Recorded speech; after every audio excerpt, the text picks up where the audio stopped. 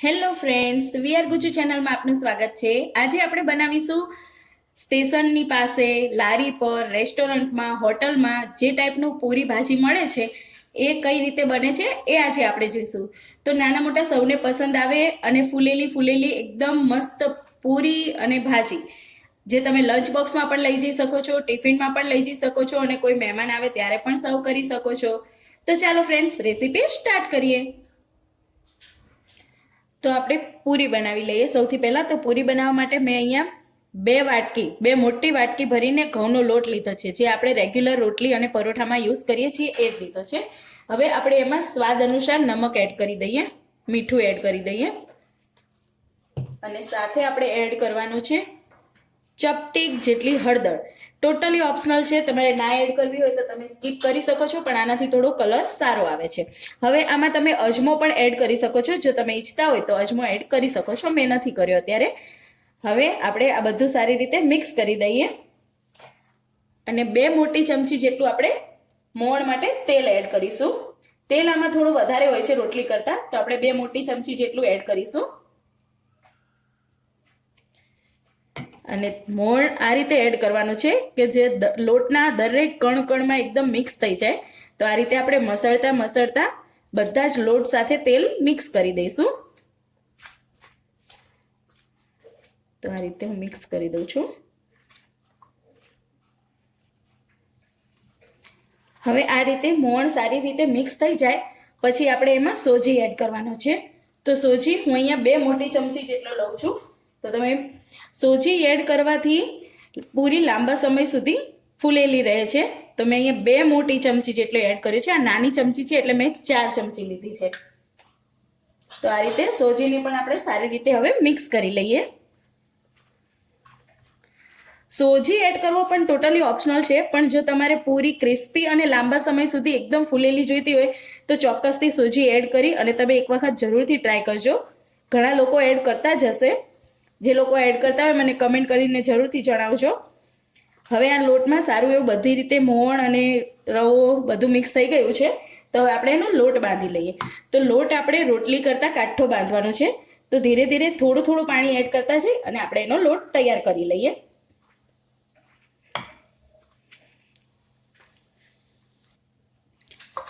તો મેં આ રીતે લોટ થોડો કાઠો બાંધી લીધો છે, રોટલી કરતાં કાઠો। તો હવે આ રીતે લોટ બંધાઈ ગયા પછી આપણે એમાં ઉપરથી થોડું તેલ એડ કરી અને લોટને સારી રીતે મસળી દઈએ। તો આ રીતે 2 હાથથી લોટને સારી રીતે મસળી દેવાનો છે। મસળવાથી લોટ એકદમ સ્મૂથ બને છે, મુલાયમ બને છે, જેથી પૂરી સારી બને છે। તો રોટલી, પૂરી, પરાઠા કંઈ પણ બનાવવું હોય તો લોટ મસળવો ખૂબ જ જરૂરી છે। તો આ રીતે મેં 5 મિનિટ સુધી મસળી લીધો છે। હવે આપણે એને ઢાંકીને રેસ્ટ આપી દઈએ। હવે આને ઢાંકીને આપણે સાઈડમાં રહેવા દઈએ, ત્યાં સુધી આપણે ભાજીની તૈયારી કરી લઈએ। તો ભાજી બનાવવા માટે મેં અહીંયા તેલ ગરમ કરવા મૂકી દીધું છે। તેલ મેં મોટી 2 ચમચી જેટલું લીધું છે। હવે આપણે એમાં રાઈ એડ કરીશું। તો રાઈ મેં અડધી ચમચી એડ કરી છે અને સાથે આપણે મેથી દાણા એડ કરીશું। તો અહીંયા મેં ચપટીક જેટલા મેથી દાણા એડ કર્યા છે। હવે તેલ ગરમ થાય ત્યાં સુધી આપણે એક પેસ્ટ બનાવી લઈએ। તો પેસ્ટ માટે મેં અહીંયા 1 મોટી ચમચી જેટલું કાશ્મીરી લાલ મરચું લીધું છે, સાથે જ 1 મોટી ચમચી જેટલું ધાણા જીરું પાવડર લીધું છે, અડધી ચમચી જેટલું હળદર પાવડર લીધો છે અને ટેસ્ટ પ્રમાણે મીઠું। તો અહીંયા મેં અડધી ચમચી જેટલું મીઠું લીધું છે અને હવે આપણે એમાં 2 ચમચી જેટલું પાણી એડ કરી અને આની પેસ્ટ બનાવી લઈએ। તો આ રીતે મેં 2 ચમચી જેટલું પાણી લઈ અને આની પેસ્ટ બનાવી લીધી છે। હવે આ જ્યારે આપણે વઘારમાં એડ કરીશું તો એનો કલર પણ સારો આવે છે ભાજીનો અને ટેસ્ટ પણ સારો આવે છે। તો આ રીતે પેસ્ટ બનાવીને તમે જરૂરથી એક વખત ટ્રાય કરજો। તો હવે આ પેસ્ટ આપણી રેડી થઈ ગઈ છે।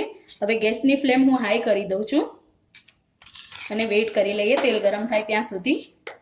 અને મેં અહીંયા 4 મીડિયમ સાઇઝના બટેકા લીધા છે, જેને મેં બાફી અને છાલ ઉતારી આ રીતે રફલી ચોપ કરી લીધા છે। તો તમે એને કટ પણ કરી શકો છો અને આ રીતે રફલી ચોપ પણ કરી શકો છો। તો આ રીતે મેં લઈ લીધેલા છે। તો તો આપણું તેલ ગરમ થઈ ગયું છે. હવે ગેસની ફ્લેમ સ્લો કરી દઈએ. રાઈ તતડી ગઈ છે તો હવે આપણે અડધી ચમચી જેટલું જીરું એડ કરી દઈએ. સાથે મેં અહીંયા આખા મસાલા લીધા છે. એમાં એક સૂકું લાલ મરચું લીધું છે, એ એડ કરી દઈએ. એક તમાલપત્ર લીધું છે, એ એડ કરી દઈએ. અને સાથે આ દાલચીનીનો ટુકડો લીધો છે, તજનો ટુકડો લીધો છે, તો એ એડ કરી દઈએ. અહીંયા મરચું તોડીને એડ કરવાનું છે. હું ભૂલી ગઈ હતી, તો જો એ ઉડીને બહાર આવ્યું છે તો આ રીતે મરચાંને 2 ભાગમાં ટુકડા કરી અને એડ કરવાનો છે. હવે આપણે જે પેસ્ટ બનાવીને રાખી છે એ આપણે થોડી થોડી ધીરે ધીરે કરીને એડ કરવાની છે. તેલ ઉડે નહીં એ ખાસ ધ્યાન રાખવાનું છે. તો આ રીતે આપણે ધીરે ધીરે કરી અને પેસ્ટ એડ કરી દઈએ. અને હવે આપણે જે આ બટેકા બાફીને રાખ્યા છે મેશ કરીને, એ આપણે એડ કરી દઈએ.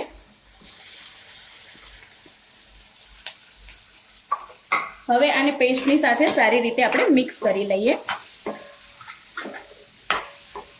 તમે જોઈ શકો છો અત્યારથી જ એનો કલર સરસ આવી ગયો છે. તો આ રીતે પહેલા એને મિક્સ કરી લેવાનું. 1-2 સેકન્ડ માટે એને આ રીતે બધા જ બટેકાની સાથે બધો મસાલો સેટ થઈ જાય એ રીતે એને મિક્સ કરી લેવાનું. હવે આપણે બાકીના મસાલા એડ કરી દઈએ. તો બાકીના મસાલામાં છે ગરમ મસાલો. ગરમ મસાલો હું અડધી ચમચી જેટલો એડ કરું છું. પછી લીધી છે વરિયાળી. વરિયાળી તમે વઘારમાં પણ એડ કરી શકો છો, પણ એના કરતાં તમે લાસ્ટમાં એડ કરશો તો એનો ટેસ્ટ વધારે સારો આવશે. તો મેં વરિયાળી એડ કરી છે. હવે આપણે એડ કરીશું આમચૂર પાવડર. આમચૂર પાવડર મેં 1 ચમચી લીધી છે. આમચૂર પાવડર તમારે સ્કીપ કરવો હોય તો કરી શકો છો. એની જગ્યાએ લીંબુનો રસનો પણ યુઝ કરી શકો છો, પણ એનો ટેસ્ટ સારો આવે છે.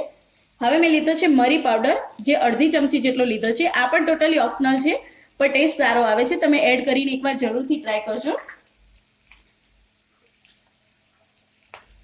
હવે આ બધી જ સામગ્રી આપણે સારી રીતે મિક્સ કરી દઈએ.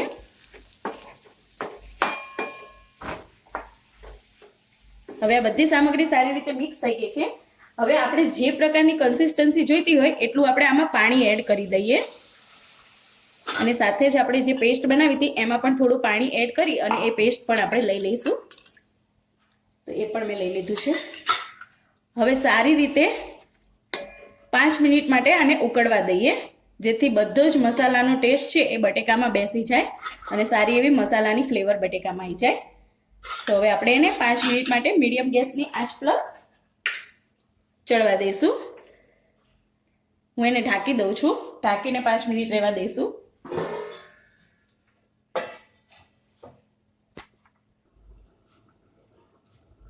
5 મિનિટ થઈ ગઈ છે અને આપણે ઢાંકણ ખોલીને ચેક કરી લઈએ. તો તમે જોઈ શકો છો એકદમ શાક ઉકળી ગયું છે. તો હવે આને સારી રીતે આપણે મિક્સ કરી લઈએ. અને આપણે કન્સિસ્ટન્સી જાડી જોઈતી હોય તો થોડા આપણે 1-2 બટેકાને આ રીતે તોડી દઈશું ફોડબાને. તો એ રસો એકદમ ઠંડો થશે ત્યારે જાડો થઈ જશે. તો તમે જોઈ શકો છો એકદમ સરસ ભાજી રેડી છે. હવે આપણે આમાં એડ કરીશું કસૂરી મેથી. તો મેં અહીંયા થોડી કસૂરી મેથી લીધી છે. એને આપણે હાથથી આ રીતે ક્રશ કરીને એડ કરી દઈશું. આનો ટેસ્ટ ખૂબ જ સરસ આવે છે. હવે એડ કરીશું આપણે ખાંડ. જે આમચૂર પાવડર આપણે એડ કર્યો છે અને લાસ્ટમાં આપણે લીંબુ પણ એડ કરીશું. તો એનો ટેસ્ટ બેલેન્સ કરવા હું અહીંયા ખાંડ એડ કરું છું. ખાંડ મેં 1 નાની ચમચી જેટલી જ લીધી છે. તમે ખાંડની જગ્યાએ ગોળ એડ કરી શકો છો. અને તમને સ્વીટનેસ ના પસંદ હોય તો તમે સ્કીપ પણ કરી શકો છો. તો તમે જોઈ શકો છો એકદમ સરસ કલર આવી ગયો છે. હવે આપણે ગેસની ફ્લેમ બંધ કરી દઈએ. અને આમાં આપણે ગેસની ફ્લેમ બંધ કર્યા પછી લીંબુનો રસ એડ કરી દઈએ. તો મેં અહીંયા 1 લીંબુનો રસ લીધો છે, એ એડ કરી દઈએ. અને સાથે જ થોડા કોથમીરના પાન એડ કરી દઈએ.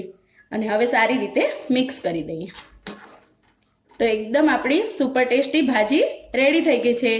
હવે આપણે એને ઢાંકીને થોડી વાર માટે સાઈડમાં રહેવા દઈએ અને ત્યાં સુધી આપણે પૂરીની તૈયારી કરી લઈએ.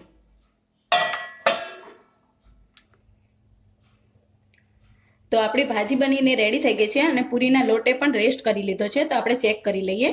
ઢાંકણ હટાવી લઈએ અને એકદમ સોફ્ટ લોટ આપણો થઈ ગયો છે. તો આપણે એને મસળી લઈએ. સરસ સુવાળો થઈ ગયો છે. તો હવે આપણે એને આ રીતે મસળી અને આ રીતે એક લોગ જેવું બનાવી અને આ રીતે નાના નાના આપણે જેટલી સાઈઝની પૂરી કરવાની હોય એ સાઈઝના આ રીતે નાના નાના ટુકડા કરી લઈએ. તો આ રીતે નાના નાના ટુકડા કરી લેવાના છે. અને સાથે મીડિયમ સાઇઝના આપણે લુવા પણ કરી લઈએ. લુવા એકદમ પ્રેસ કરીને કરવાના, જેથી કરીને પૂરી છે એ આપણી ફૂલાય. તો આ રીતે પ્રેસ કરીને લુવા કરી લઈએ. હવે આપણે પૂરીને વણી લઈએ.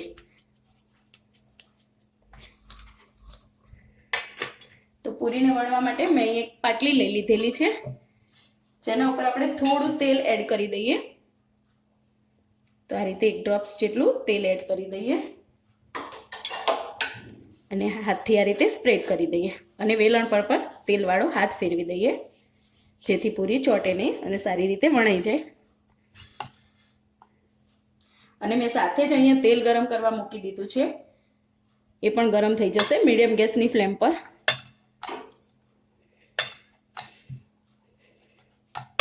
તો આ રીતે વણી લઈએ આપણે. પૂરીને વધારે પતલી પણ નથી કરી દેવાની, નહીં તો એકદમ પાપડ જેવી કડક થઈ જશે અને વધારે જાડી રાખશું તો એમાં તેલ ભરાઈ રહેશે. તો આપણે મીડિયમ રાખશું. તો પૂરીની થિકનેસ આપણે આ રીતની રાખવાની છે, તમે જોઈ શકો છો. આ રીતે આપણે 2 થી 3 પૂરી વણી લઈએ. પહેલાં તમે જેવી તેલ માટે કડાઈ મૂકી હોય, જેટલી પૂરી સમાઈ શકે એટલી વણી લઈએ સાથે.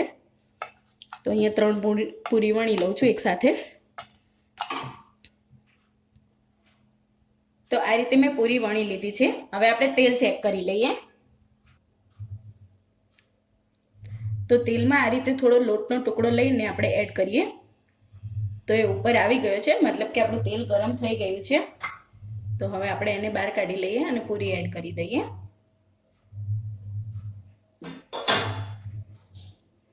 તો આપણે જે પૂરી વણીને રાખી છે એને આ રીતે એડ કરી દઈએ એક એક કરીને.